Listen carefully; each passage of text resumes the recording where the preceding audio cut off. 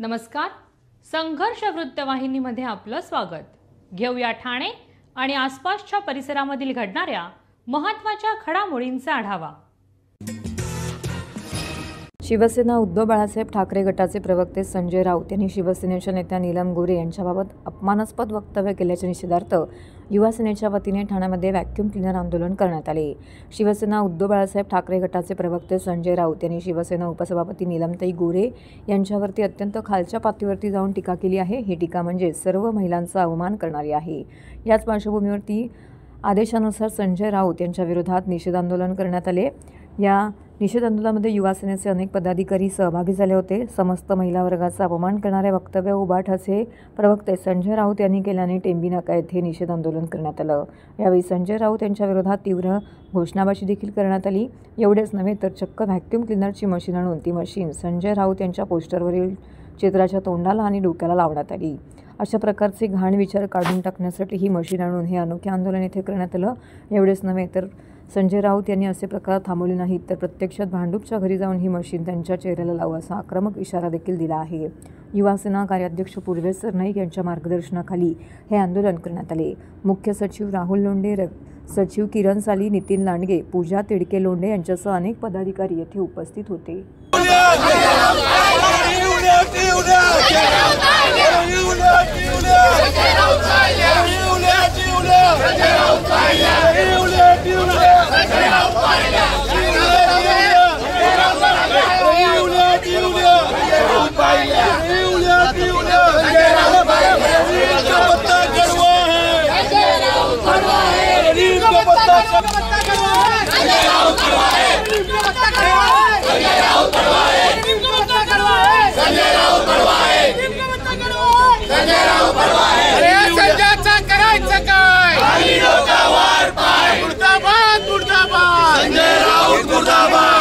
नेता संजय राऊत जो रात्री दारू पितो, भांग पितो, सकाळी त्याची उतरत नाही आणि नशेच्या भरात तो एकनाथ शिंदे साहेबांच्या विरोधात गरळ ओकतो.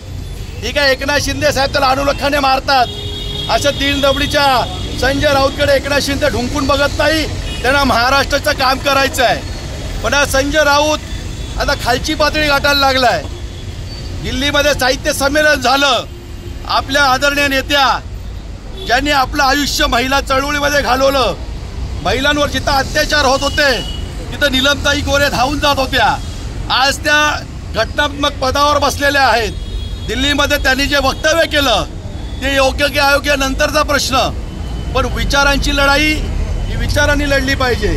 संजय राऊत स्वतःला संपादक म्हणवतो, पण या संजय राऊतच्या त्या तोंडातून, सडक्या मेंदूतून घाणेरडे विचार आले आणि नीलमताईंच्या विरोधात त्यांनी अपशब्द वापरले. हे फक्त नीलमताईंना नाही तर संपूर्ण महिला जातीचा अपमान आहे.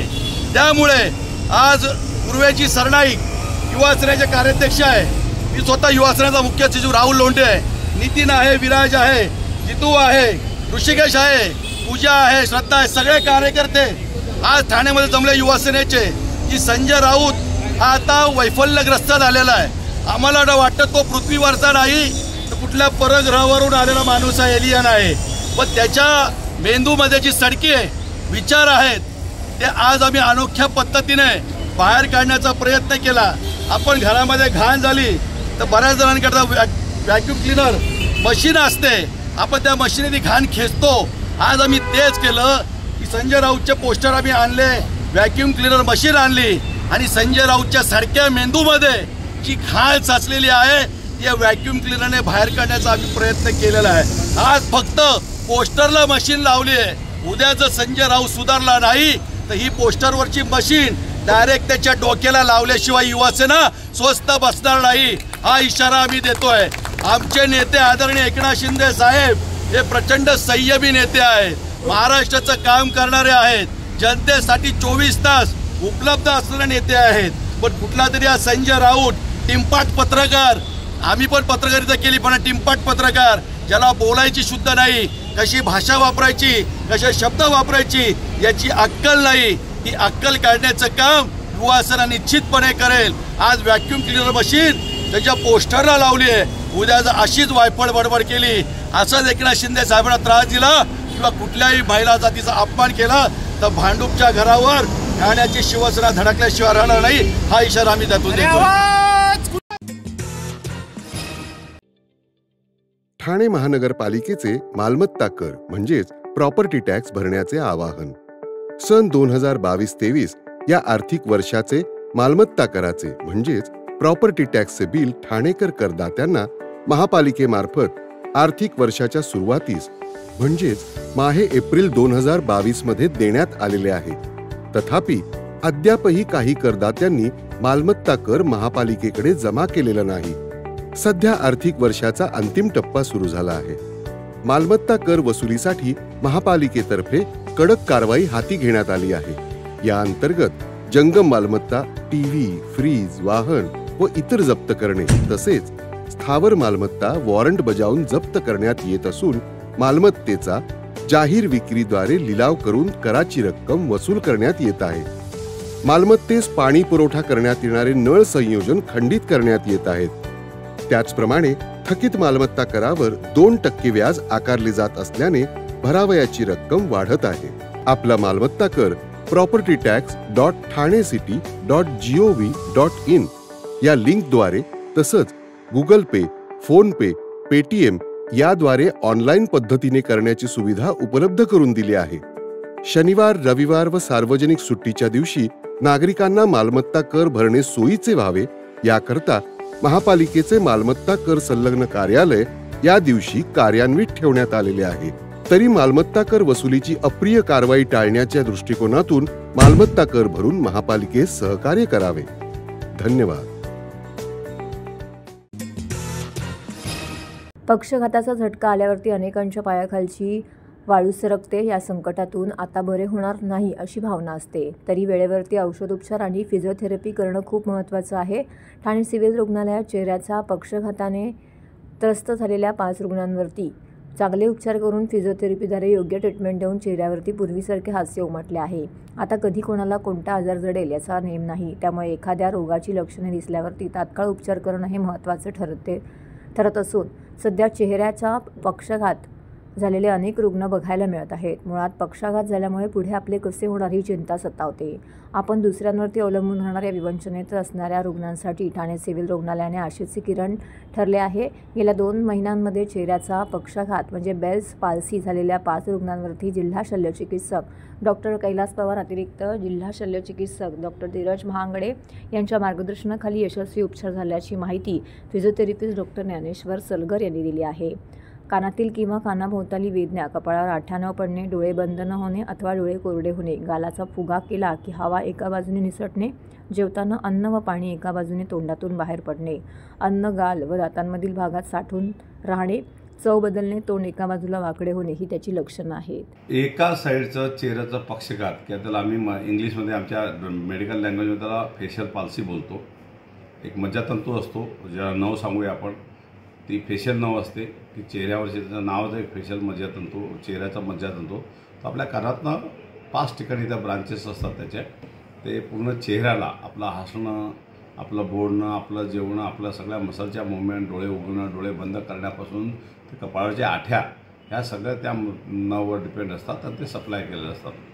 पण तो काही कारणाने व्हायरल इन्फेक्शन असेल किंवा दुसरं काही कारण असेल त्याच्यामुळे ती कुठेतरी दबली जाते किंवा तिला सूज येतो. सूज झाल्यानंतर अशा रुग्णांना एका साईडचं, ज्या साईडचं नॉर्मली त्या सगळ्या तोंड ओढला जातो आणि ज्या ठिकाणी पॅरालिसिस तोंड वाकडा दिसायला लागतो, त्यांना गिळताना, डोळे बंद करताना त्रास व्हायला लागतो, मूवमेंट करता येत नाही, बोलता प्रॉपर येत नाही.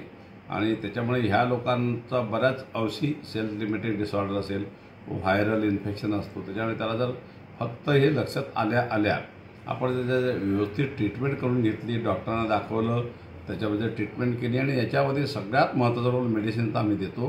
तो फिजिओथेरपी आणि व्यायाम याचा खूप महत्त्वाचा रोल आहे.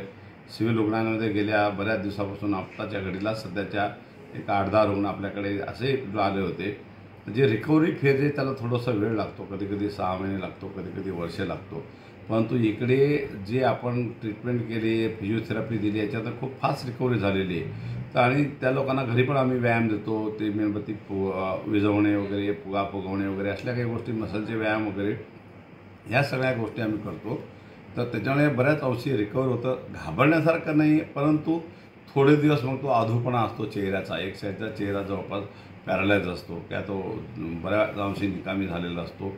तर ह्या काळजी घेणं महत्त्वाचं आहे. ओल्ड एजमध्ये जर झालं तर मग पुढे ॲस्पिरेशन वगैरे होणं किंवा छातीत निमोनिया होणं हेही त्याचे कॉम्प्लिकेशन होऊ शकतात.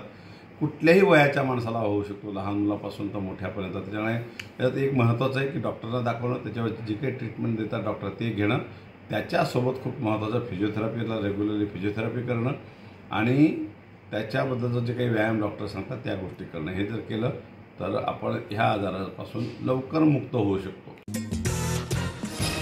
ठाणे शहरातील वाहतूक कोंडीवरती मार्ग काढण्यासाठी भविष्यात स्वयंचलित पॉड टॅक्सी प्रकल्प अनिवार्य ठरणार आहे. त्याचाच एक भाग म्हणून प्रायोगिक तत्वावरती घोडबंदर मार्गावरती भाईंदरपाडा मेट्रो स्टेशन ते विहंग हिल्स सर्कलपर्यंत पॉड टॅक्सीचा पायलट प्रोजेक्ट राबवण्यात येणार आहे, अशी माहिती परिवहन मंत्री प्रताप सरनाईक यांनी दिली. प्रताप सरनाईक यांनी यावेळी म्हटलं की ठाणे महानगरपालिकेच्या क्षेत्रातील विविध विकास कामांच्या बैठकीमध्ये ते बोलत होते. अरुंद रस्ते आणि वाढती वाहन संख्या याचा विचार करता भविष्यात रस्त्यावरील वाहतुकीला मर्यादा येणार आहेत. त्यामुळे रोपवे, पॉड टॅक्सी यांच्यासारख्या हवेतील वाहतूक व्यवस्थेला पर्याय नाही. पंतप्रधान नरेंद्र मोदी यांच्या संकल्पनेतून व केंद्रीय रस्ते वाहतूक मंत्री नितीन गडकरी यांच्या मार्गदर्शनाखाली neutron EV mobility private limited या कंपनीमार्फत बडोदा येथे चाचणी स्वरूपात स्वयंचलित उन्नत पॉड टॅक्सीचा प्रकल्प राबविला जात आहे. गुजरात दौऱ्यावरती असतानाच या प्रकल्पाला मंत्री सरनाईक यांनी भेट देऊन त्याची पाहणी केली होती. दरम्यान अशाच प्रकारचा प्रकल्प तत्कालीन मुख्यमंत्री व सध्याचे उपमुख्यमंत्री एकनाथ शिंदे यांनी BKC प्रायोगिक तत्वावरती राबवण्यास मान्यता दिली आहे. याच धर्तीवरती मीरा भाईंदर येथील JP इन्फ्रास्ट्रक्चर ते शिवाजी महाराज पुतळा आणि ठाण्यातील घोडबंदर मार्गावरील भाईंदरपाडा मेट्रो स्टेशन ते विहंग हिल्स सर्कल दरम्यान स्वयंचलित पॉड टॅक्सीचा पायलट प्रोजेक्ट राबवला जाणार आहे. त्यासाठी महापालिकेतर्फे जागा उपलब्ध करून दिली जाणार आहे. या प्रकल्पाचा सर्व खर्च संबंधित संस्था करणार असून त्यामध्ये सरकार अथवा महानगरपालिकेला ₹1 देखील खर्च करावा लागणार नाही. जिल्ह्याचे पालकमंत्री आणि प्रामुख्याने ह्या जिल्ह्याला ज्यांनी विकासाच्या दृष्टीनं पुढे घेऊन जाण्याचा प्रामाणिकपणे प्रयत्न गेले 20 वर्षापासून केलेले आहेत, त्यांचे पक्षाचे मुख्य नेते आदरणीय एकनाथ शिंदे साहेबांनी पॉड टॅक्सीची संकल्पना जी आहे BKC येथे गेल्या वर्षी त्यांना परवानगी दिली आणि तशाच पद्धतीनं जी पॉड टॅक्सी आहे ती इंटरनल मेट्रो आणि आपली मेट्रो याला पॅरलल एक हवाई वाहतूक व्हावी ही माझी संकल्पना होती. त्यामुळे माझ्या मतदारसंघातील घोडबंदर भागातील भाईंदरपाडा ते विहंग हिल्स पर्यंतचा रस्ता ह्या प्रायोगिक तत्वावर पॉड टॅक्सीसाठी देण्याचा आता निश्चित करण्यात आलेला आहे आणि यासाठी ₹1 महापालिकेचा किंवा राज्य शासनाचा खर्च होणार नाही. प्रायोगिक तत्वावर त्या ठिकाणी ते पॉड टॅक्सीचं निर्माण करतील. जसं आदरणीय नरेंद्र मोदी साहेबांच्या सांगण्यावरून केंद्रीय वाहतूक मंत्री श्री नितीनजी गडकरी साहेबांनी बडोदा येथे यांना एक जागा सुचवली होती आणि ते काम जवळजवळ 80% आता पूर्ण झालेलं आहे आणि त्यानंतर शिंदे साहेबांनी BKC मध्ये सुद्धा त्यांना परवानगी दिलेली आहे. तशाच पद्धतीची परवानगी मीरा भाईंदर महापालिका आणि ठाणे महापालिका ही त्यांना देण्याचा आमचा विचार आहे आणि तसं आम्ही आता धोरण निश्चित केलेलं आहे. त्यामुळे जमिनीवरची वाहतूक आहे ती हवेमध्ये जर नेली तर ट्रॅफिकची समस्या जी प्रामुख्याने मोठ्या प्रमाणात घोडबंदर आणि आसपासच्या परिसरामध्ये निर्माण झालेली आहे त्यावर तोडगा निघू शकेल आणि अतिशय चांगल्या प्रकारची ती संकल्पना आहे. त्यासाठी ₹1 महापालिकेचा खर्च होणार नाही. जर भविष्यामध्ये त्यांना PPP तत्वावर करायचं असेल तर ती परवानगी आम्ही देऊ किंवा केंद्र सरकारनं त्यांनी पैसा आणावा आणि त्यांनी त्या पद्धतीनं ही पॉड टॅक्सीची संकल्पना राबवावी असं ट्रान्सपोर्ट मिनिस्टर म्हणून मी त्यांना प्रस्ताव दिला आणि तो त्यांनी मान्य केला आणि त्यानुसार त्यांनी आज प्रेझेंटेशन दिलं. 17 तारखेला महापालिका आयुक्तांना दुसरं प्रेझेंटेशन दिल्यानंतर हे धोरण निश्चित होईल. परंतु माझ्या मतदारसंघातील मीरा भाईंदर म्हणजे छत्रपती शिवाजी महाराजांचा पुतळा ते JP हा रस्ता 60 मीटरवर आणि त्याचबरोबर भाईंदरपाडा ते आमचं विहंग हिल्स सर्कल हे 40 मीटर रस्त्यावर अशा प्रकारे माझ्या मतदारसंघातील 2 ठिकाणी म्हणजे मीरा भाईंदर महापालिका आणि ठाणे महापालिकेमध्ये पॉड टॅक्सी तयार करण्याचा निर्णय आम्ही घेतलेला आहे. ज्ञानपीठ पुरस्कार विजेते कविश्रेष्ठ कुसुमाग्रज यांच्या जन्मदिनानिमित्त मराठी वाङ्मय मंडळ वतीने अभिजात मराठी राजभाषा गौरव दिन सोहळ्याचं आयोजन करण्यात आलं होतं. कार्यक्रमाचे प्रास्ताविक प्राचार्य डॉक्टर सीमा हर्डीकर यांनी केलं. कार्यक्रमाचे प्रमुख आकर्षण म्हणजे अभिजात मराठी भाषेचे अक्षर सुलेखन सौंदर्य या विषयावरती आधारित प्राचार्य डॉक्टर सीमा हर्डीकर यांच्या संकल्पनेतून आणि उपप्राचार्य दीपिका तलाठी यांच्या मार्गदर्शनानुसार ठाणे शहरातील प्रख्यात चित्रकार सुलेखनकार आनंद विश्व गुरुकुलचे चित्रकला विभाग प्रमुख प्राचार्य योगेश पंडित यांनी साकारलेल्या तब्बल 2 फूट रुंद आणि 17 फूट लांब अशा भव्य सुलेखन पटाचे औपचारिक उद्घाटन कविवर्य अरुण म्हात्रे आणि प्रख्यात नाटककार महाराष्ट्र राज्याचे साहित्यिक सांस्कृतिक मंडळ उपाध्यक्ष आणि संस्थेचे सचिव गुरुवर्य प्राचार्य प्रदीप ढवळ यांच्या हस्ते व इतर सर्व मान्यवरांच्या उपस्थितीमध्ये संपन्न झाले. त्यानंतर साहित्यिक कवी अरुण म्हात्रे प्रस्तुत कवितेच्या ओठी अभिजात मराठी हा विशेष कार्यक्रम संपन्न झाला. यामध्ये प्राचार्य फाल्गुनी जोशी नातू यांनी गीत गायन केले तर संगीत साथ प्राचार्य रविराज अडसूळ यांची लाभली.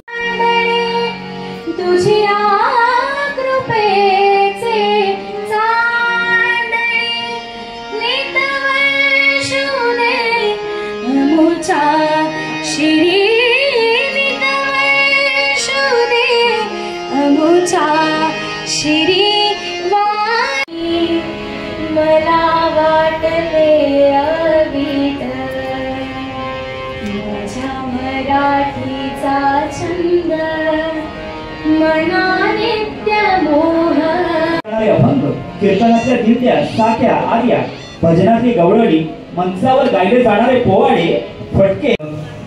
सकाळी जातेवरच्या ओव्या म्हटल्या जात तसं प्रत्येक घराघरामध्ये कोणाची बाळाची अभंग किंवा लावणी सुद्धा म्हटली जायची. सुंदरा श्रीधरा अरुणोदय झाला उठीला करे वनमाळी उठीला करे वनमाळी उदया चढी नेत्र आला घनश्याम सुंदरा. आणि याचबरोबर गावामध्ये पूर्वी वासुदेव गोंधळी यायचे सकाळी सकाळी आणि त्यांच्या आवाजानं सगळं गाव जागं व्हायचं. तर मला या गाण्यासाठी आपल्या सर्वांची साथ लागणार आहे. रोज अनेक घटना घडत आहेत. सायबर गुन्ह्यांची संख्या वाढत आहे. त्याचा ताण पोलिसांवरती आहे. पण बदलत्या काळात या आव्हानांचा सामना करण्यासाठी शारीरिक आणि मानसिक तंदुरुस्ती आवश्यक आहे. त्याचबरोबर अत्याधुनिक तंत्रज्ञानाची कासही पोलिसांनी धरली पाहिजे असा कानमंत्र उपमुख्यमंत्री एकनाथ शिंदे यांनी पोलिसांना दिला आहे. राज्याच्या पोलीस महासंचालक रश्मी शुक्ला या डॅशिंग पोलीस अधिकारी आहेत असं सांगत त्यासुद्धा आमची लाडकी बहीण असल्याचं उपमुख्यमंत्री शिंदे यांनी सांगितलं. ठाण्यातील साकेत भागातील पोलीस मैदानामध्ये 35वी महाराष्ट्र राज्य पोलीस क्रीडा स्पर्धा गुरुवारपासून सुरू झाली असून याचा उद्घाटन सोहळा उपमुख्यमंत्री एकनाथ शिंदे यांच्या हस्ते संपन्न झाला. यावेळी त्यांनी उपस्थितांशी संवाद साधला. यावेळी शिंदे म्हणाले की राज्यातील 3000 पोलीस स्पर्धेमध्ये उतरले असून हे खेळाडू 18 खेळांच्या प्रकारामध्ये आपले कसब पणाला लावणार आहेत. या खेळामध्ये जय पराजय होणारच. कुणीतरी जिंकणार कुणीतरी हरणार, परंतु जिंकणे किंवा पराभूत होणे हे महत्त्वाचं नाही. माझ्यामध्ये स्पर्धेत सहभागी होणारा प्रत्येकजण हा विजेताच असतो. तुम्ही सगळे जिगरबाज असल्यामुळे तुम्ही सर्वच जण जिंकलेला आहात. तसेच महाराष्ट्राचे पोलीस खिलाडी नंबर 1 आहेत हे जगाला दाखवून द्या असंही यावेळी शिंदे यांनी म्हटलं. रोज अनेक घटना समोर येतात. सायबर गुन्ह्यांची संख्या वाढत आहे. त्याचा ताण पोलिसांवरती आहे. पण बदलत्या काळात या आव्हानांचा सामना करण्यासाठी शारीरिक मानसिक तंदुरुस्ती आवश्यक आहे. याचबरोबर अत्याधुनिक तंत्रज्ञानाची कासही पोलिसांनी धरली पाहिजे असं शिंदे यांनी यावेळी म्हटलं. गाणे गाव गोदावरीच्या तीरावर वसलेले कुंभमेळ्याचे शहर टीम आहे. पोलीस हे सुद्धा खिलाडी नंबर 1 असतात. हे जगाला आता दाखवून द्या. ही संधी देखील आपल्या हातामध्ये आलेली आहे. सदरक्षणाय खडविग्रहणाय हे आपल्या फोर्सचं ब्रीदवाक्य आहे. हे ब्रीदवाक्य पाळायचं असेल तर फिटनेसला पर्याय नाही. आणि खेळामुळे शारीरिकच मगाशी आपल्या डीजी मॅडमने देखील सांगितलं त्या बाबतीत. खेळामुळे शारीरिकच नव्हे तर मानसिक तंदुरुस्ती देखील वाढते. त्याचबरोबर सांघिक भावना, नेतृत्व गुण, आत्मविश्वास वाढतो. आपण जिंकावं आणि शिकावं. आपण एकमेकांच्या कामाचं कौतुक करावं. हेच या क्रीडा स्पर्धेचं खरं उद्दिष्ट आहे. हे स्पर्धेचं जग आहे. इथं टिकून राहण्यासाठी भरपूर पळावं लागतं. आयते गुणवत्तेला पर्याय नाही, शॉर्टकटही नाही. आणि म्हणून 3 दिवसापूर्वी महाराष्ट्राच्या फोर्स 1ने ऑल इंडिया पोलीस स्पर्धेत नेत्रदीपक कामगिरी करून पहिला क्रमांक पटकावला आहे, या बाबतीत देखील मी मनापासून अभिनंदन करतो. चक्रव्यूह अर्बन वॉरफेअर ट्रॉफी आणि चक्रव्यूह जंगल वॉरफेअर ट्रॉफी जिंकली आहे. स्टँड अलोन स्पायनर फायरिंग स्पर्धेत दुसरा क्रमांक आलेला आहे आणि म्हणून या टीमचं मी मनापासून अभिनंदन करतो. आणि खऱ्या अर्थाने महाराष्ट्र सरकार देखील आपल्या पाठीशी उभं आहे, हे देखील या ठिकाणी सांगू इच्छितो. तर हे होतं संघर्ष वृत्तवाहिनीचं आजचं बातमीपत्र. उद्या पुन्हा भेटू याच वेळी याच ठिकाणी ताज्या घडामोडींसह. तोपर्यंत नमस्कार.